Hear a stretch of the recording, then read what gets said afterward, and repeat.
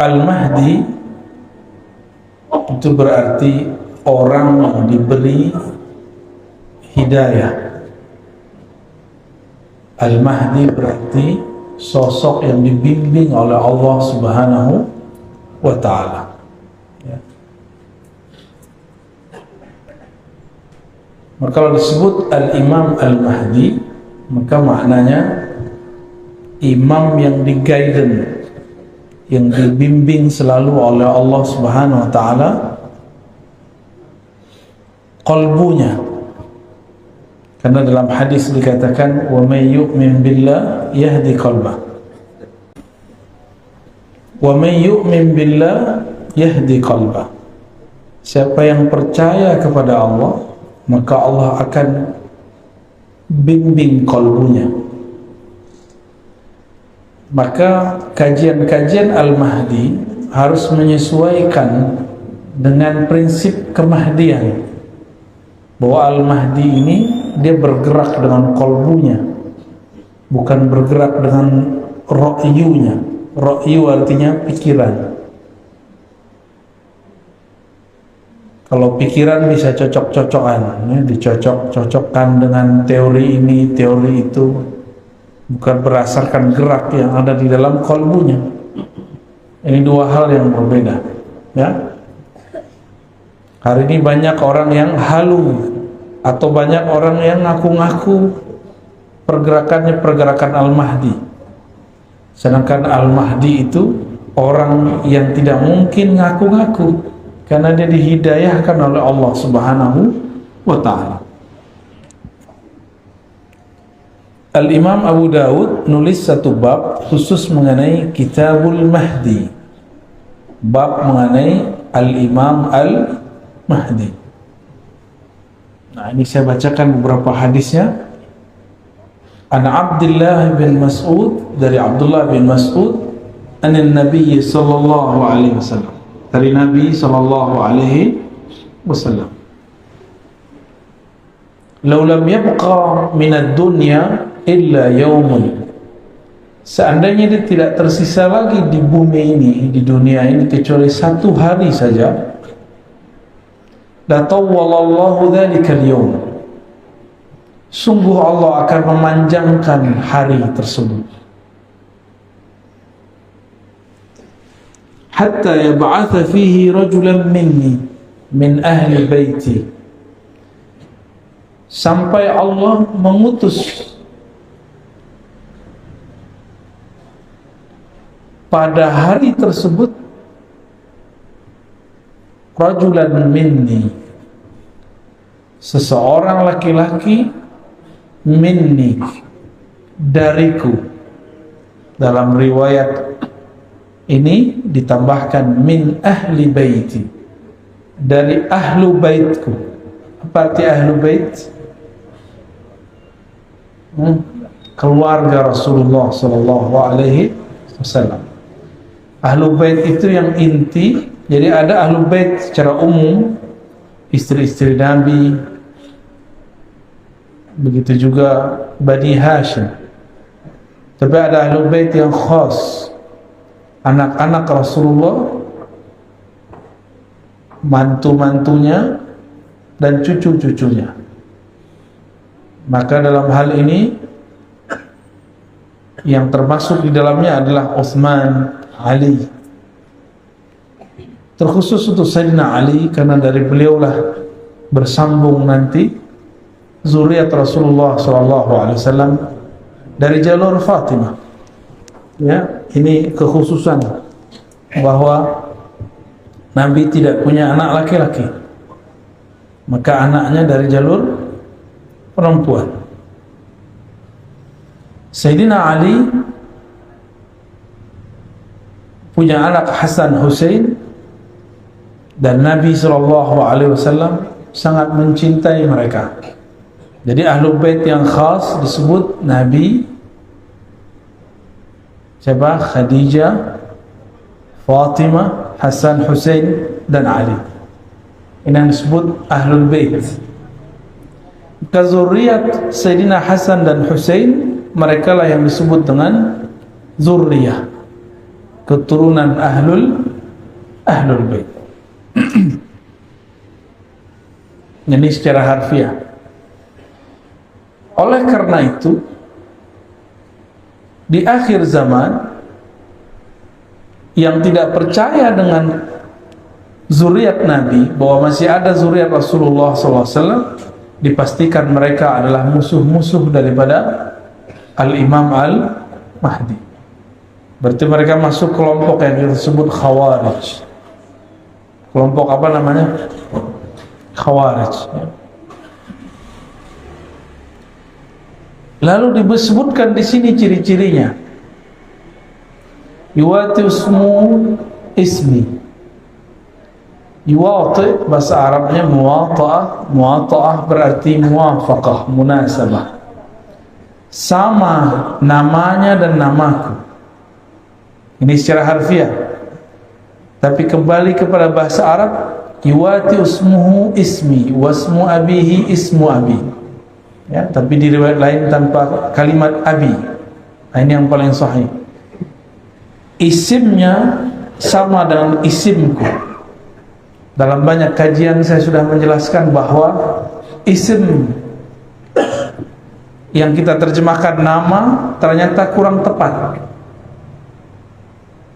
Karena kalau sekedar nama, sudah banyak zuriat Nabi bernama Muhammad, benar, atau Ahmad, atau Mahmud, dan nama ayahnya Abdullah, sudah banyak. Ternyata maksud daripada isimnya berkesesuaian dengan isimku. Itu maksudnya adalah isim dalam pemaknaan yang lebih luas. Ya. Apa arti ism? Al-ismu al-alamu was-sumu.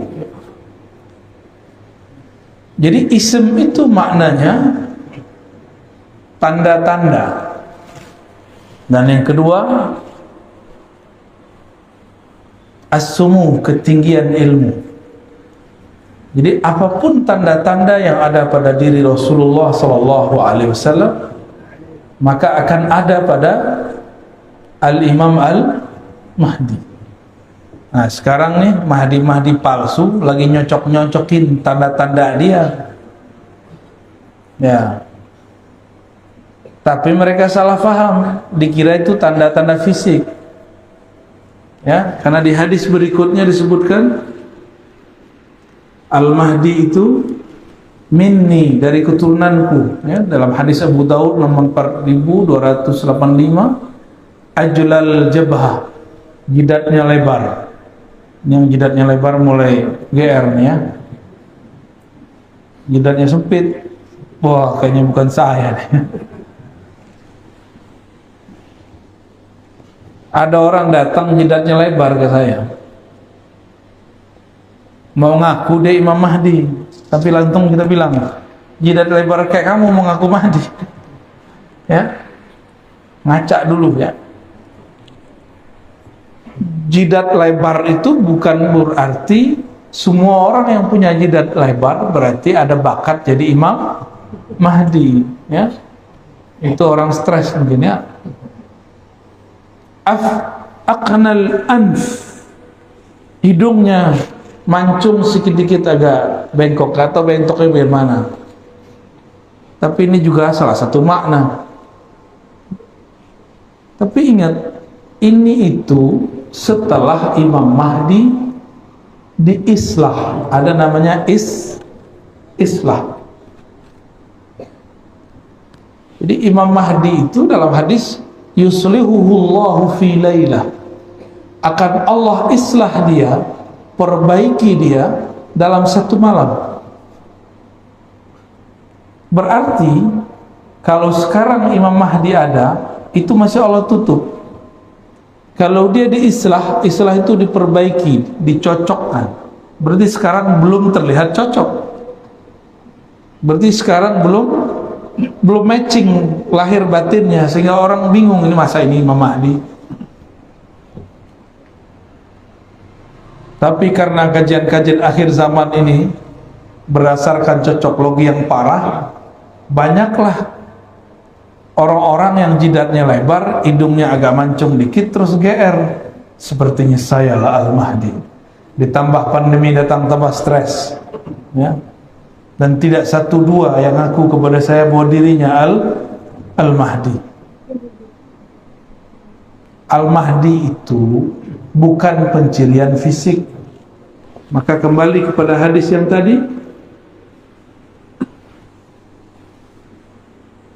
ismuhu, ya, yuwati ismuhu ismi, isimnya tanda-tanda hakikat dirinya, bukan tanda fisik, bukan tanda fisik. Kalau tanda fisik banyak zuriat Rasulullah mirip Rasulullah Sallallahu Alaihi Wasallam, ya.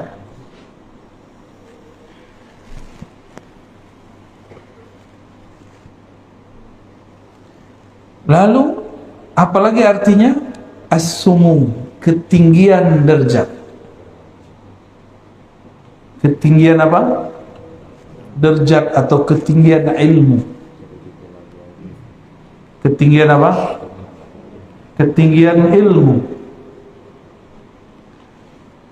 Ilmunya Al-Mahdi tingginya bukan berarti karena hafalannya banyak, karena sekolahnya tinggi. Enggak. Nabi itu ummi, maka Al-Mahdi itu mirip-mirip ummi, tapi bukan berarti ummi dalam pengertian ahli sejarah. Ummi itu ada makna lainnya, induk, ibu, keibuan. Induk berarti sumber,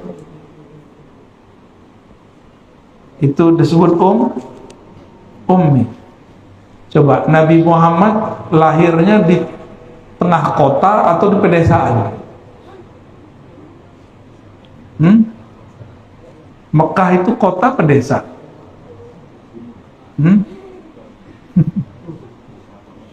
Desa apa kota tuh Mekah itu?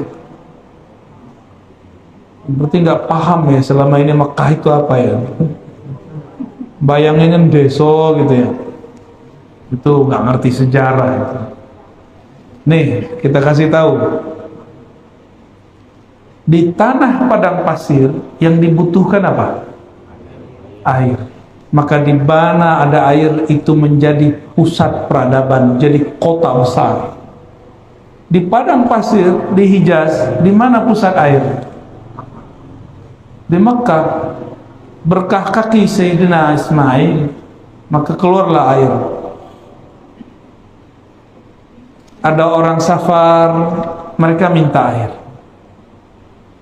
Ada yang tidak pindah-pindah, terjadilah perkawinan, terjadilah perdagangan, terjadilah turun-temurun terus, dan sampai pada masa Sayyidina Muhammad SAW lahir beliau, itu Mekah sudah jadi kota besar, bukan kampung, ya, bukan kampung. Itu Ummul Qura, disebut apa?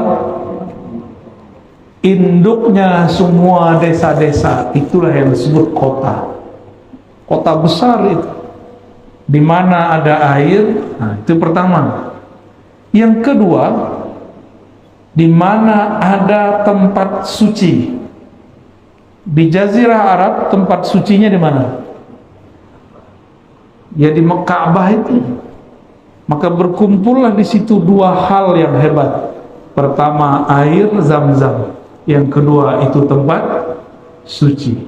Jadi itu kota besar, Pak, jangan dibayangin kota kecil. Karena ini kota besar, maka sulit untuk mengetahui siapakah sosok Nabi akhir zaman. Disitulah Allah keluarkan Nabi Muhammad SAW. Jadi Imam Al-Mahdi itu nanti keluarnya di mana? Di kota besar, bukan di Balikpapan atau di desa kecil.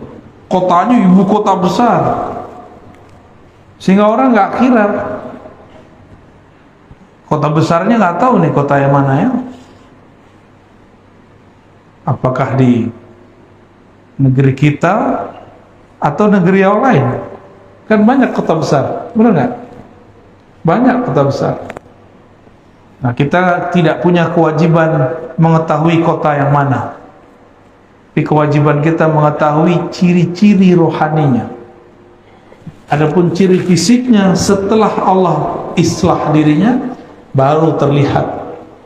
Hidungnya mancung, ya, jidatnya lebar. Nah, itu nanti Pak ya, dioperasi dulu ya.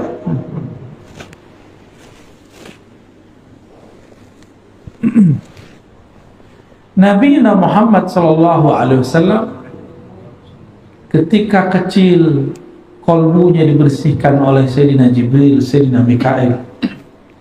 Maka Al-Imam Al-Mahdi itu kecilnya pasti dibersihkan juga oleh Allah. Bukan mimpi, keadaan jaga. Karena Nabi Muhammad SAW mengatakan, waktu aku kecil, tiba-tiba ada dua makhluk putih bersayap turun dari langit, mengeluarkan isi jantungku, lalu membersihkan dua noda hitam di dalamnya. Itu pernah kejadian.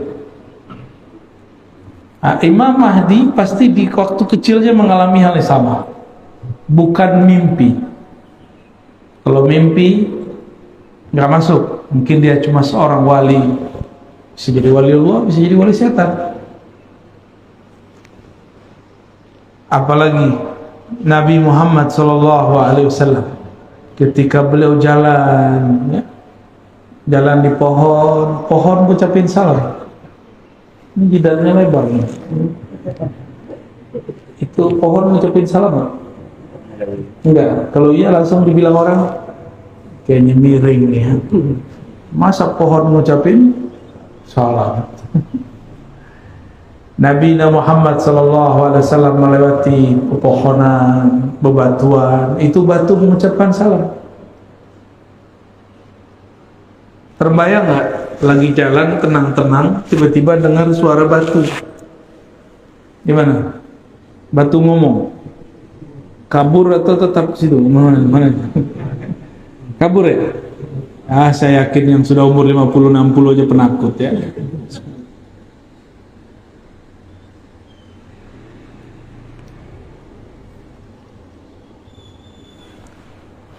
Saya kira yang penakut itu anak kecil. Ternyata orang gede lebih penakut dari anak kecil. Dulu kita waktu kecil diizinkan Allah, ya, beberapa anak kecil tuh izinkan Allah tuh melihat alam-alam lain. Biasanya kalau diperlihatkan malah penasaran, apa nih ya.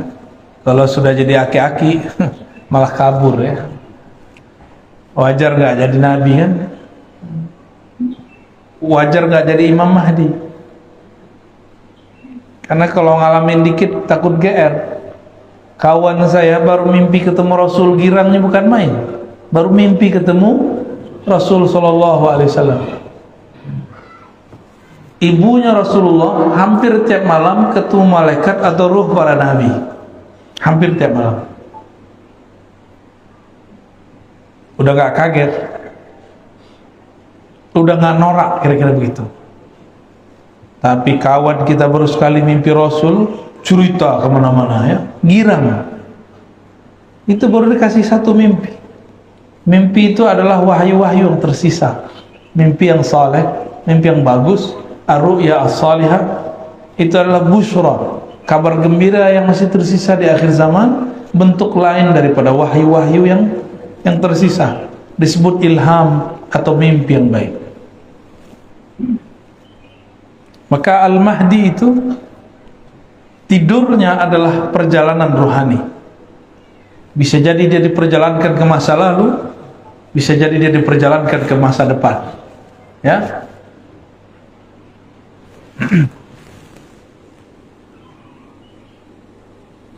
Lalu apa yang terjadi sebelum Al-Mahdi keluar? Hatta yab'atha fihi rajulan minni min ahli baiti wa ismu ismi wa ismu abi ismu abi yamla'u al-ardha qistan wa 'adla kama muli'at zulman wa jawra. Al-Mahdi itu tugasnya memenuhi bumi dengan keadilan, sebagaimana bumi sudah dipenuhi dengan kezaliman. Berarti ciri-ciri turunnya Al-Malik, bukan turunnya, khuruj, munculnya Al-Mahdi nanti, imam akhir zaman itu, kalau bumi sudah dipenuhi oleh ketidakadilan. Ini bukan tidak adil versi ahli politik ya. Tidak adil secara umum global, karena lafaznya bukan Indonesia, bukan Saudi, bukan Malaysia, bukan Singapura. Lafaznya al-ardu, bumi. Sebagaimana bumi dipenuhi dengan kezaliman, maka dia akan datang membawa keadilan. Maka hemat kami, tidak ada kezaliman yang lebih besar selama ini melainkan pandemi yang disebarluaskan. Ada nggak negara yang nggak kena pandemi? Lubang semut aja kena, Pak ya.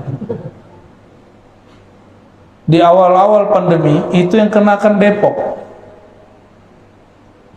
tapi ramenya sampai lubang semut, sampai komplek-komplek ditutup semua. Tiba-tiba orang jadi prokes-prokesan.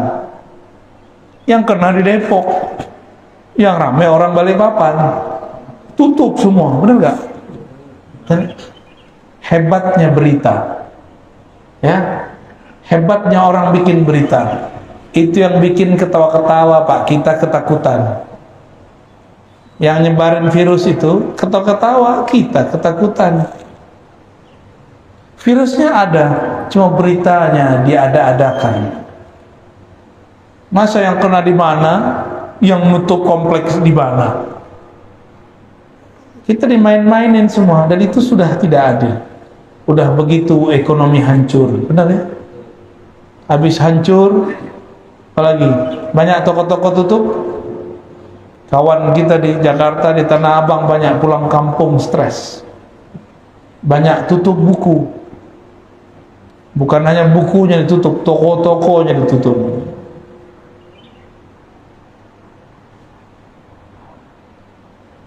Ternyata Nabi sudah pernah mengabarkan dulu, di akhir zaman pasar-pasar di mana-mana tapi sepi. Maka sekarang depan komplek sudah ada toko-toko, udah kayak pasar, tapi sepi. Maksudnya apa? Orang nggak belanja lewat pasar. Nabi kan nggak mungkin bilang nanti di akhir zaman ada Tokopedia, ada Lazada, ada Shopee, kullu bid'atin dolalah. Nggak mungkin Nabi bicara dengan lafaz-lafaz begitu. Tapi Nabi kan diperjalankan ke masa depan, ke masa kita, dan Nabi lihat orang-orang menggunakan handphone. Tapi kan nggak mungkin Nabi bilang nanti ada benda kecil dipencet-pencet. Nggak mungkin Nabi ngomong begitu ya. Nabi ngomong dengan bahasa para sahabat. Ini handphone canggih ya. Mau berangkat ke Jakarta tinggal pencet-pencet kan. Zaman kita dulu masih kecil, waduh, Masya Allah. Apa namanya dulu? Warung telkom apa? Wartel, bukan warteg ya. Wartel, ribet. Nelfon 5 menit, kenanya 50.000. Sekarang Bapak bisa telepon sepanjang-panjangnya, ya, secapek-capeknya, sampai nowhere bibirnya boleh, sampai habis tuh baterainya boleh, tapi nggak nyampe 50.000. Jadi ke depan fasilitas hidup tambah mudah. Tapi karena manusia dimanjakan, maka perasaan dia susah sedikit, terasa susah sekali. Kita ini terlalu manja, Pak. Dulu kita biasa kemana-mana jalan kaki, benar. Sekarang cuma 100 meter pakai mobil. Gaya bener ya. Cuma ke depan 500 meter udah pakai motor. Wajar kalau sudah banyak penyakit hari ini. Masih muda, penyakitnya sudah banyak ya. Ini juga zalim kepada badan. Itu bagian dari kezaliman. Ya, salah satu ciri Al-Mahdi nanti banyak anak-anak muda sudah sakit-sakit badannya, udah nggak sehat karena pemalas, disebut kaum rebahan. Baru dengar ya? Udah muncul Pak istilah itu, kaum rebahan ya. Maka kita yang ngaji-ngaji begini, jangan rebahan lah ya, sandaran boleh, rebahan jangan ya. Nggak sopan ngaji kok rebahan ya. Tapi di rumah boleh ya. Ya di luar rumah kan aneh nggak lihat untuk mengaji kayak gimana. Maka disebutkan seandainya hanya sisa 1 hari kiamat, maka di hari itu Allah panjangkan rasanya ribuan tahun. Ya ba'asu, Allah kirimlah. Nah ini bahasanya ya ba'asullah rajulan, Allah utus. Berarti Al-Mahdi ini utusan juga, cuma bukan sebagai Rasul, bukan sebagai Nabi, sebagai wali.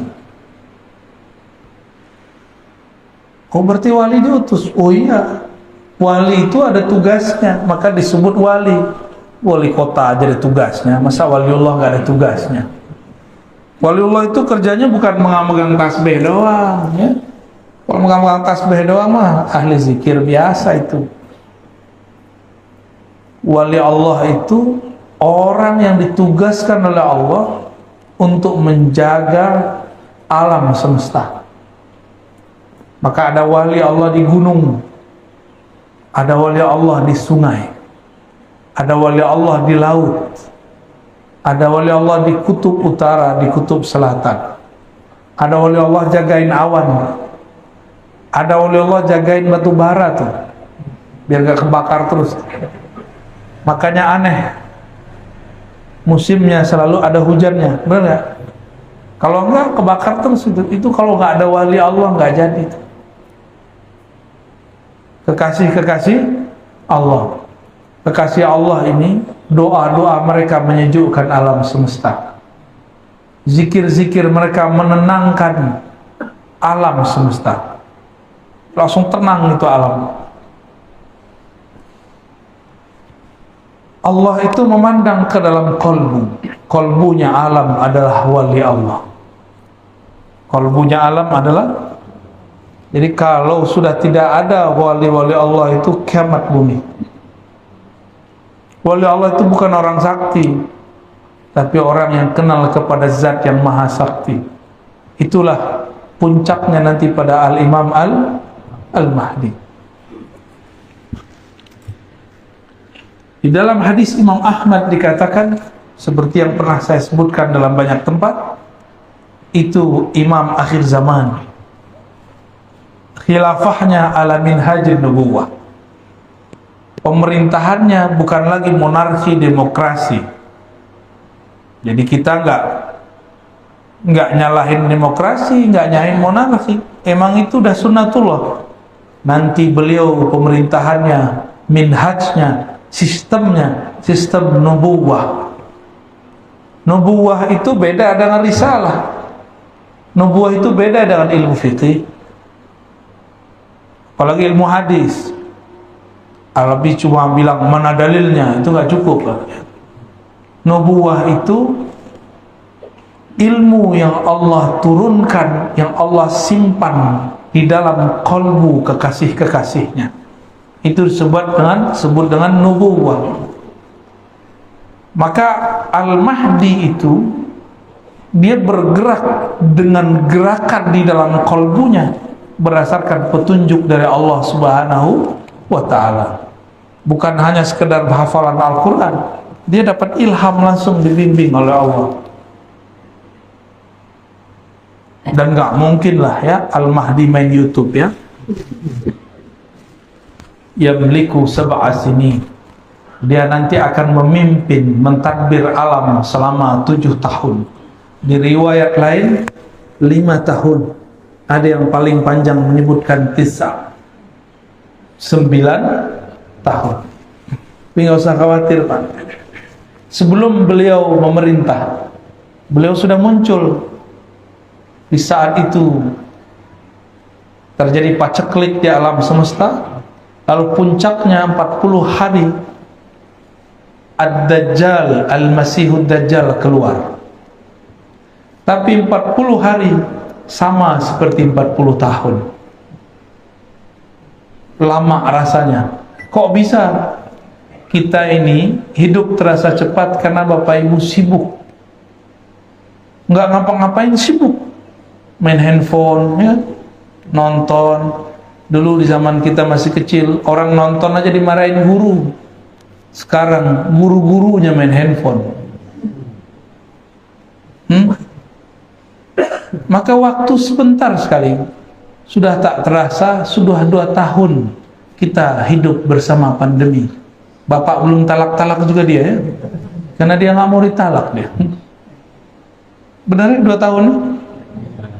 Tegangnya kok udah hilang. Kayaknya dulu kalau masuk masjid orang nggak pakai masker langsung dipelototin. Padahal yang kena orang Depok. Tutup musola nggak dulu? Tuh? Dilarang tuh. Semua ketakutan, Pak. Itu bukan pemerintahnya yang salah, bukan imam masjid yang salah. Emang sudah begitu masanya. Bukan hanya musola masjid, gereja ditutup, ya, wihara ditutup semua. Jadi jangan kita kemudian pakai otak konspirasi, abal-abalan. Konspirasi itu ada ilmunya, ada teorinya. Jangan pakai teori abal-abalan. Wah, ini tanda nih, tanda ingin menghancurkan umat Islam nih. Oh, mesti ditutup. Ya salam. Kristen juga tutup gerejanya. Yang waras kalau mikir, ya, mikir itu yang cerdas sekalian, yang kritis sekalian, benar sekalian. Ya, jangan nanggung kalau kritis. Jangan mikir begitu ya. Semua, Pak. Karena Dajjal itu musuh semua agama. Musuh semua agama. Nanti ada masa handphone tidak bekerja. Ini kabar buruk, Pak. Saya bukan nakut-nakutin. Kata ahli bahan bakar di dunia. Ini kan Balikpapan ini punya, ada Pertamina, dulu ada Chevron, ya, ada Total. Masih ada nggak tuh? Udah nggak ada ya? Udah angkat kaki dia. Itu ciri-ciri itu dah. Nanti 2030 kata mereka, mobil-mobil kita yang pakai bensin, pakai solar, nanti nggak bisa lagi, kehabisan energi. Jadi mumpung masih bisa beli mobil bensin, Pak, beli nggak sekarang? Nggak juru juga ya. Maksud saya sederhana. Ilmu tentang akhir zaman itu beda ahli, beda ibarat, beda istilah. Kita menyebutkan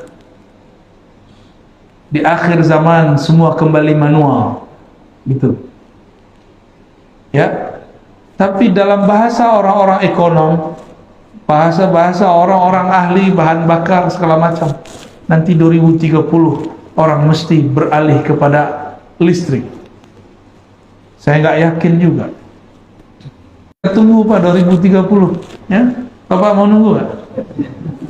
Ya, mobil-mobil katanya yang bensin apa nggak ada lagi. Ini sudah kabar, berarti ada kesepakatan antara ahli agama dan orang-orang yang di luar ahli agama, cuma beda istilah. Kita nyebutnya apa tadi?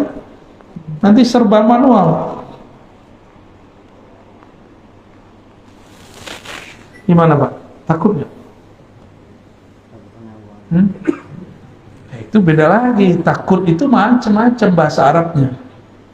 Kalau takut sama Allah namanya takwa, khasyah. Ada khauf, itu beda lagi. Ada hadar.